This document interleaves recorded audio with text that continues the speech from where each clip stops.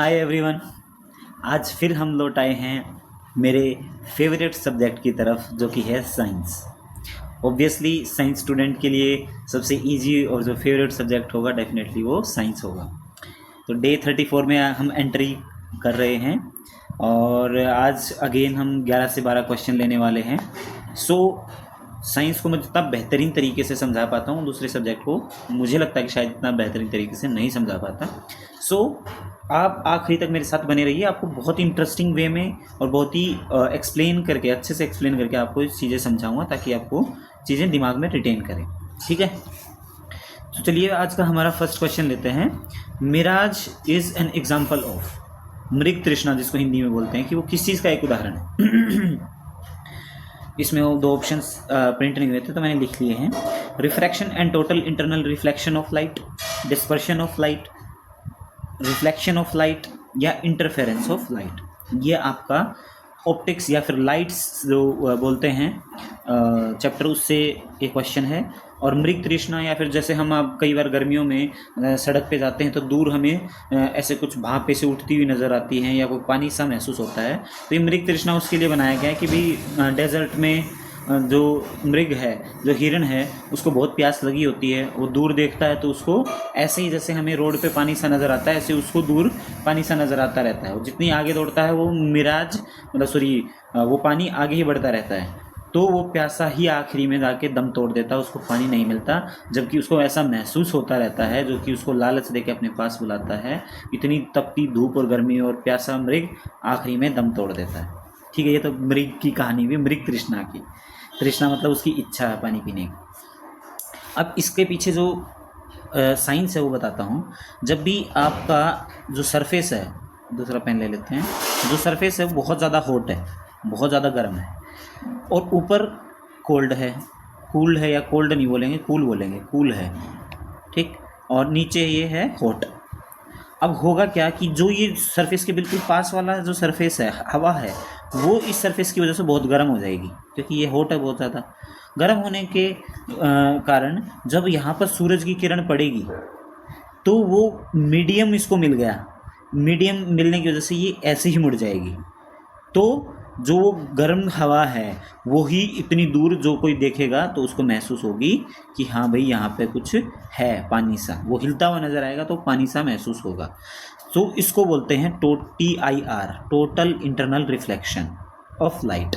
ये मैंने अभी ऑप्टिकल फाइबर का लास्ट वीडियो में क्वेश्चन था, उसमें मैंने समझाया था इसको बहुत अच्छे से। आप उस वीडियो में जाके उसको समझ सकते हैं कि टोटल इंटरनल रिफ्लेक्शन क्या होता है। नेक्स्ट क्वेश्चन है आपका, the phenomena of light associated with the appearance of blue colour of the sky is. ये बहुत बार आपके एग्जाम में आ चुका है क्वेश्चन, बहुत ही ज़्यादा बार। इंटरफेरेंस, रिफ्लेक्शन, रिफ्रैक्शन या स्कैटरिंग। स्कैटरिंग को हिंदी में बोलते हैं प्रकीर्णन। अब जो ब्लू कलर है उसकी जो वेवलेंथ है, वो वेवलेंथ होती है छोटी, मतलब शॉर्ट वेवलेंथ होती है इसकी ब्लू कलर की, तो वो बहुत ज़्यादा डिस्पर्स होता है, जिसकी मतलब lambda is inversely proportional to dispersion, sorry scattering कह सकते हो, नॉट डिस्पर्शन, स्कैटरिंग मैं क्यों कह रहा हूँ। अब देखो, इसकी वेवलेंथ है छोटी तो उसकी स्कैटरिंग होगी ज़्यादा, और जितनी ज़्यादा स्कैटरिंग होगी उतना ही वो कलर फील होगा। जैसे ब्लू कलर की जो स्कैटरिंग ज़्यादा होती है तो इसलिए हमें स्काई लगता है ब्लू, तो इसका आंसर है स्कैटरिंग। आपको मैं एक एग्जांपल और दे देता हूँ। जैसे जो रेड कलर है उसकी जो वेवलेंथ है वो ज़्यादा होती है, ऑलमोस्ट सबसे ज़्यादा होती है, ठीक।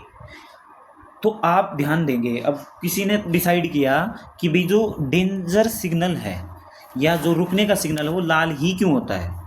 वो पीला भी हो सकता था, नीला भी हो सकता था, लेकिन वो लाल क्यों है? क्योंकि जो ट्रेन्स वगैरह हैं या कुछ भी है, कहीं भी आपको दूरी में लाइट देखनी है या कोई सिग्नल लेना है तो उसमें लाल कलर बेस्ट है।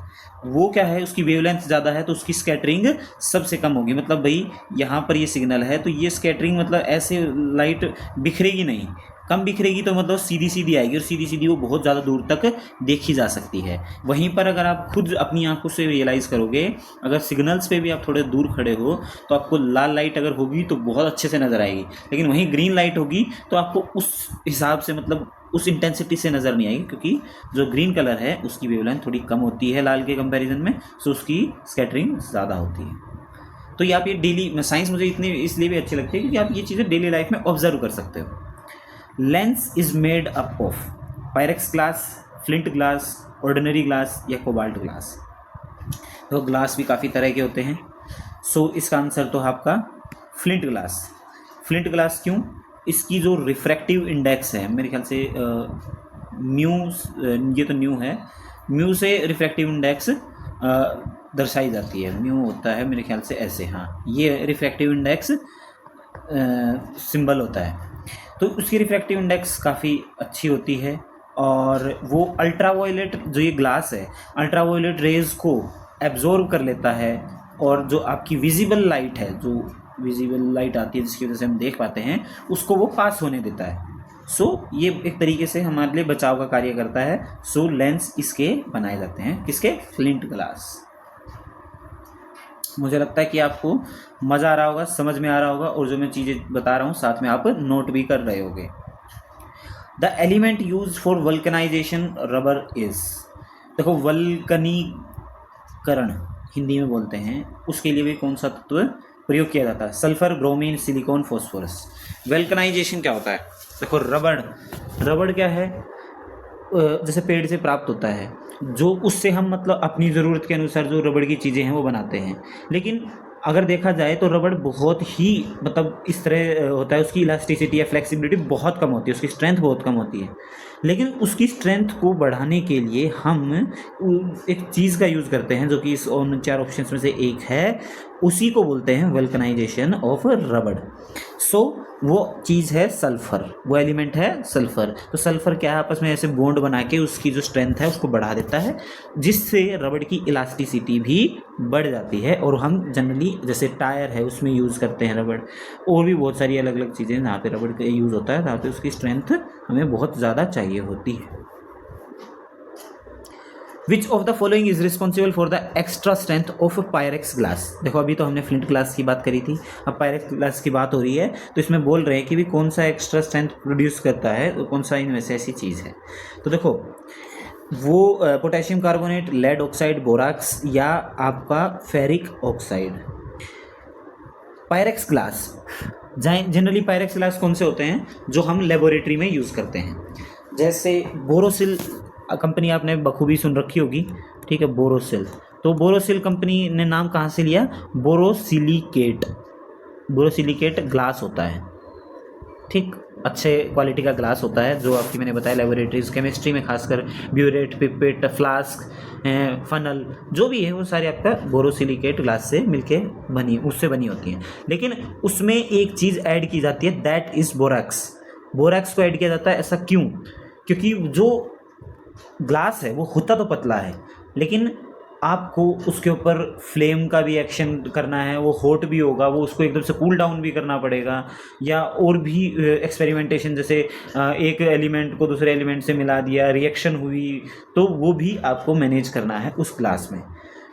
नॉर्मल ग्लास वो सह नहीं पाएगा, इसलिए इसमें बोरैक्स ऐड किया जाता है, और वो बोरोन ऑक्साइड होता है, तो आप बोरोन ऑक्साइड होता है तो वो उसमें मिक्स कर देता है, तो अगेन उसकी स्ट्रेंथ या ब्रिटेलिटी वो कम जल्दी टूटेगा और उसकी स्ट्रेंथ ड्यूरेबल हो जाएगी, बहुत अच्छा से उसकी स्ट्रेंथ बढ़ जाएगी, काफ़ी दिन तक वो चलेगा, इतना इजीली टूटेगा नहीं। एकदम से गर्म को भी आप ठंडा भी कर दोगे, आइस में भी रख दोगे तो भी नहीं टूटेगा। The noble gas used for the treatment of cancer. देखो जहाँ पे भी कैंसर का ट्रीटमेंट की बात आ गई तो ये बहुत ज़्यादा इंपॉर्टेंट हो जाता है क्वेश्चन, ठीक, क्योंकि कैंसर आजकल क्या मतलब बहुत ज़्यादा हमारे फैला हुआ है दुनिया में, तो उसके ट्रीटमेंट के लिए जहाँ चीज़ की यूज़ हो रही है तो उसके बारे में आपको पता होना चाहिए। Helium, argon, krypton, radon. सबसे पहली बात, ये सारी आपकी क्या हैं? नोबल गैस, जो कि एलिमेंटल फॉर्म में नहीं होती, ये फ्री होती हैं। जैसे आपने देखा होगा हीलियम ऐसे लिखा जाता है, कभी आपने ये देखा हीलियम 2, 3, 8, 5, 6? नहीं, क्योंकि ये फ्री हैं, ये अपने आप में कंप्लीट है। आर्गन भी ऐसे कंप्लीट है, तो इसका आंसर है रेडॉन। रेडॉन एक ऐसी नोबल गैस है जिसमें से अल्फ़ा रेडिएशन निकलती है और उसकी हेल्प से कैंसरस सेल को ख़त्म किया जाता है, जलाया जाता है। सो रेडोन वो नोबल गैस है जो ट्रीटमेंट ऑफ कैंसर के लिए यूज़ की जाती है। Fertilisation occurs normally in the, निषेचन हिंदी में बोलते हैं भाई, कहाँ होता है? सर्विक्स, वेजाइना, फेलोपियन ट्यूब या यूट्रस। ये आपको पता होना चाहिए, चारों की चारों चीज़ें फीमेल रिप्रोडक्टिव ऑर्गन के पार्ट हैं, ठीक।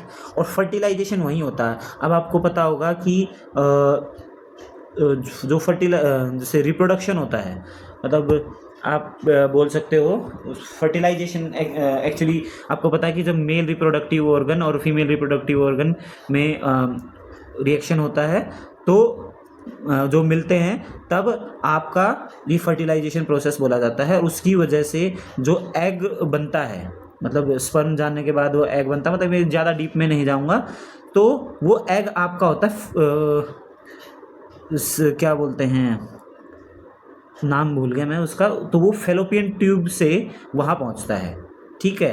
तो आपका यहाँ पर आंसर होगा फेलोपियन ट्यूब। अगर मेरे को नाम याद आएगा तो मैं बताऊंगा कि कहाँ वो आखिरी में पहुँचता है।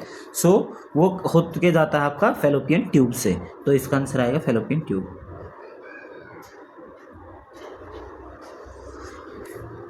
People consuming alcohol in heavy quantities generally die of liver और stomach cancer, weakening of heart muscle leading to cardiac arrest, blood cancer या सीरियोसिस। सो जो बंदा बहुत अपने आसपास भी कई ऐसे लोगों के बारे में सुना होगा कि ये तो बहुत ज़्यादा दारू पीता था और इसका ये सब होने की वजह से मृत्यु हो गई, ठीक, तो वो होता है आपका लीवर फेलियर। तो यहाँ पे लीवर फेलियर नहीं है, लीवर कैंसर है, जो कि आंसर नहीं है, हार्ट का भी नहीं है, ब्लड कैंसर नहीं है। तो सीरियोसिस होता ही ये है कि जो आपके अल्कोहल है वो धीरे धीरे मतलब हाई क्वांटिटी उसको लीवर को डैमेज कर देती है और धीरे धीरे वो लीवर की जो मसल्स हैं, जो सेल्स हैं, वो डैमेज हो जाती हैं, जो कि आपके रिकवरेबल मोड में नहीं रह पाती। उस वजह से आपका जो आदमी है उसका लीवर फेल हो जाता है, जिसको सीरियोसिस बोलते हैं, उसकी वजह से उसकी मौत हो जाती है। The organism at the base of grazing food chain are, चरने वाली खाद्य श्रृंखला के आधार पर जीव होते हैं, कार्निवोरस, डिकम्पोजर्स, प्रोड्यूसर्स या हार्बिवोरस। देखो, कार्निवोरस जो मांसाहारी होते हैं, प्रोड्यूसर्स जो उत्पादक जो खुद प्रोड्यूस करते हैं, हार्बिवोरस जो शाकाहारी, सिर्फ मतलब मांस नहीं खाते, सिर्फ शाक चीज़ों पर ही आपके डिपेंडेंट रहते हैं, और डिकम्पोजर्स वही जो किसी भी चीज़ को डिकम्पोज कर दे। तो इसका आंसर है प्रोड्यूसर्स। जो बेस में मतलब सबसे नीचे होते हैं ग्रेजिंग फूड चेन के। ग्रेजिंग फूड चेन मतलब जो सबसे पहला चीज़ क्या होगी, अब आप अपने से ही अंदाज़ा लगा कर देखिए आपके अंदर एनर्जी कहाँ से आती है। आप जब कुछ खाते हैं तभी आती है, जो कि आप बोल सकते हैं कि ये भी हो सकता है, मीट भी हो सकता है, मांस भी हो सकता है, या आपकी जो शाकाहारी होते हैं लोग वो भी हो सकती हैं, भाई पेड़ पौधे, पत्तियाँ, ये सब होती हैं। ये कहने का मेरा मतलब है कि सब्जियाँ वगैरह ये पॉसिबल है। लेकिन वो कहाँ से आती हैं? वो आती हैं आपके प्रोड्यूसर से, जो सनलाइट की हेल्प से खुद को मतलब एक फूड प्रोड्यूस करते हैं खुद। जैसे मान लो आम का पेड़ है, हमने लगाया, उसने फोटोसिंथेसिस कर करके वो खुद फूड क्रिएट करता रहा और पेड़ बड़ा होता चला गया। जैसे बड़ा होता चला गया तो वो क्या है, हम उस पर डिपेंडेंट हो गए, हमें उससे लकड़ी मिल रही है, हमें पत्ता भी अगर हम खाना चाहें, हमें भूख लग रही है और कोई ऑप्शन नहीं है, पत्ता भी खा सकते हैं, हम आम भी खा सकते हैं। तो क्या हुआ, दैट इज़ ए प्रोड्यूसर, और वो आपके base of the grazing chain कहलाता है। The mass of 10 moles of water is 90 ग्राम, 45 ग्राम, 18 ग्राम या 180 ग्राम्स। मोल्स ये आपकी ऐसा यूनिट है और केमिस्ट्री में ही आपकी यूज़ होती है जनरली। और वाटर का आपको फॉर्मूला पता होगा H2O, ठीक। ऑक्सीजन का जो मास होता है वो होता है 16, हाइड्रोजन का होता है 1, लेकिन अगर 2 मॉलिक्यूल हैं तो 2 से गुना, तो टोटल हो गया 18 ग्राम्स। 18 ग्राम्स कितने मोल में? ये 1 मोल ऑफ वाटर की बात है, 1 मोल ऑफ वाटर। अगर 10 मोल है तो 10 से गुना कर लो, कितना होगा, 180 grams. Vitamin A is rich in carat, lime, beans, rice. देखिए यहाँ पे कार्बोहाइड्रेट्स ज़्यादा हैं, इसमें भी आपके प्रोटीन ज़्यादा है, लाइम में आपका विटामिन सी ज़्यादा है, तो कैरेट इसका आंसर होगा, जिसके अंदर बीटा कैरोटीन जो काफ़ी लोग जो जिम वगैरह करते होंगे तो वो प्रोटीन वगैरह लेते होंगे, साथ में कैरोटीन भी लेते होंगे, तो बीटा कैरोटीन इसमें बहुत ज़्यादा होता है, जो कि आपका ईजिली विटामिन ए में कन्वर्ट कर देता है और जो कि आपका नाइट ब्लाइंडनेस से बचाता है। ठीक है, आपकी जो आई साइट है उसको अच्छा करता है, इसलिए बोलते हैं कि सर्दियों में जब गाजर आए तो ज़्यादा से ज़्यादा कच्ची खानी चाहिए, जिससे आपका विटामिन ए बढ़ जाए। The high boiling point of water compared to hydrogen sulphide और हाइड्रोजन क्लोराइड H2S या HCl, उनसे ज़्यादा पानी का बॉइलिंग पॉइंट है भाई। बॉइलिंग पॉइंट मतलब पानी उबलता है, लेट उबलता है इनके कंपैरिजन में, तो ऐसा क्यों? Dipole in solution, van der Waals attraction, polar covalent bonding या हाइड्रोजन बॉन्डिंग। डेफिनेटली इसका आंसर है हाइड्रोजन बॉन्डिंग। मैं आपको थोड़ा सा आइडिया देता हूँ। H2O मैंने अभी बताया था पानी के बारे में, ये ऐसा उसका एक क्या बोलते हैं स्ट्रक्चर होता है। तो इसमें ऐसे में होता क्या है कि दूसरा जो हाइड्रोजन ऑक्सीजन का जो वो एक ये ऐसे, इसमें हाइड्रोजन बॉन्डिंग क्या है, हाइड्रोजन और ऑक्सीजन आपस में ऐसे बॉन्डिंग क्रिएट कर लेते हैं। ठीक है, यहाँ पर आपका ये